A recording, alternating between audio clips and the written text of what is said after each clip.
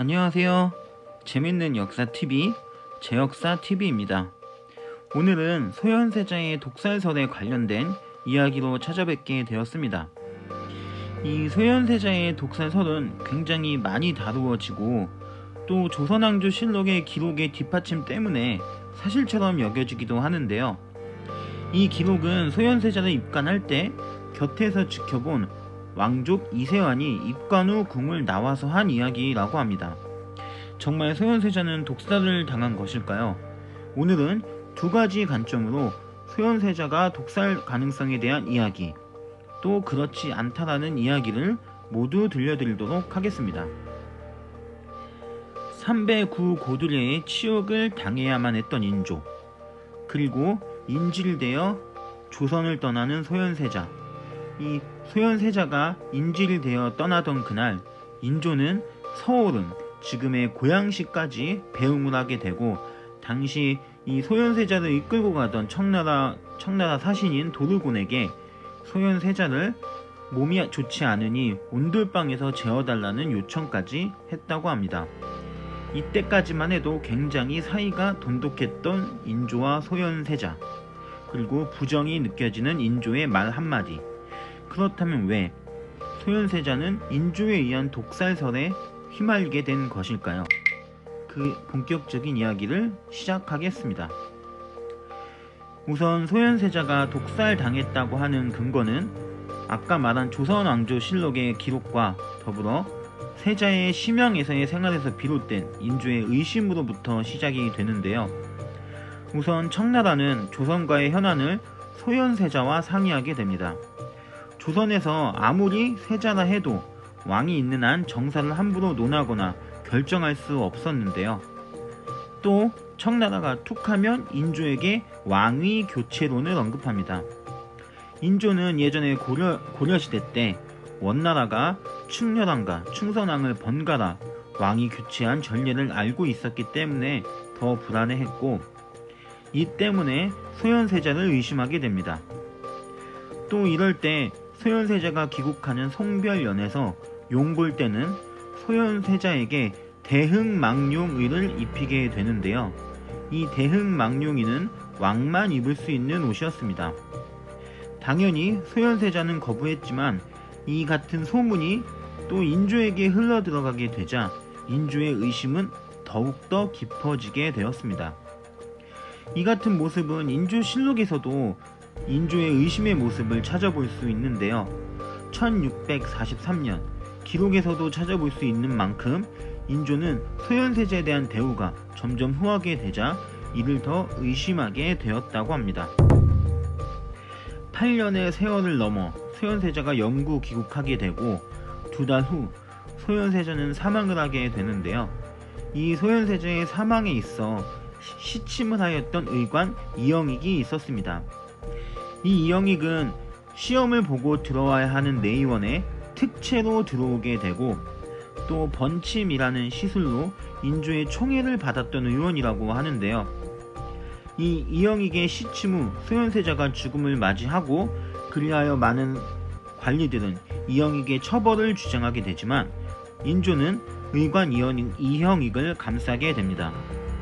이영익은 신중하지 않았던 것이 없었다라는 이유에서였죠. 결국 처벌은 없었습니다.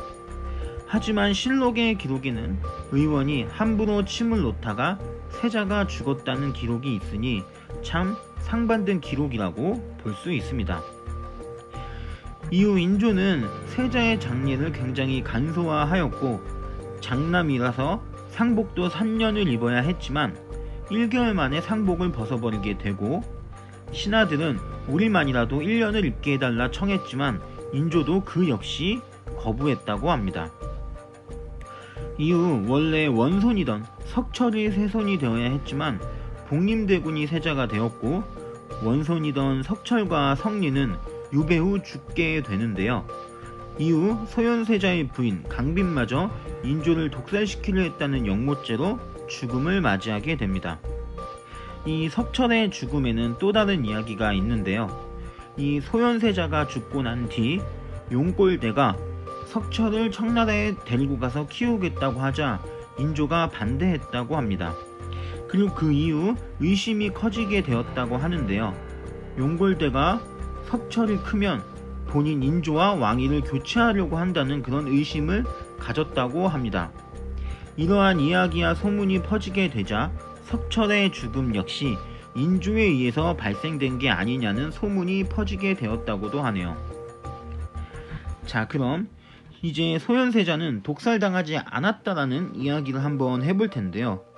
소현세자는 영구 귀국길에 오르던 심양에서부터 몸이 좋지 않았고, 세자의 심양 시절을 기록한 심양일기에서도 역시 귀국하는 길에 치료, 병이 도진, 치료, 또 병이 다시 발생한 이런 기록이 이어지게 됩니다. 또 몇 해 전 국역에 성공한 동궁일기에는 소현세자의 병증과 치료 기록이 나타나 있는데요. 소현세자는 원래 심양에서부터 산증을 앓았다고 합니다. 이 산증은 아랫배에 통증이 있고 몸에 한기가 돌면서도 열이 나는 병증인데요.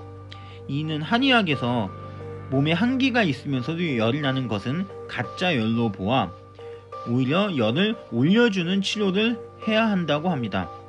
하지만 이 동궁일기에 의하면 세자가 귀국한 뒤 교체된 이 의료진들은 이 세자의 병을 학질로 오해한 나머지 열을 내리는 반대의 치료를 했다고 하는데요. 이렇게 되면 실제로 며칠 만에, 그러니까 반대의 치료를 행하게 되면 며칠 만에 사망에 이르기도 한다고 합니다. 그렇다면 실록에 기록된 몸이 검고 선열을 이야기한 부분은 무엇일까요? 그 기록은 입관시의 기록으로 만약에 피가 흘렸다면 입관을 그대로 시키지 않았을 겁니다. 아까 이야기한 산증의 경우 몸에 한기와 열이 나게 되면 그 이후 시체는 열에 의해 몸이 검게 변할 수 있다고도 하는데요. 그리고 또 선열에 대한 건 역시 열에 의해서 검붉은 자국을 그 이세환이 선열로 오해한 것은 아닐까 하고 추정이 된다고 합니다. 조선시대에서조차 유일하게 실록에서 의심을 했던 소현세자의 죽음, 그 비밀은 인조와 이영익만 알고 있지 않을까요?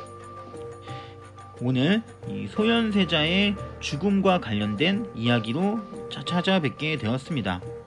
다음에는 더 좋고 재밌는 역사 이야기로 찾아뵙겠습니다. 감사합니다.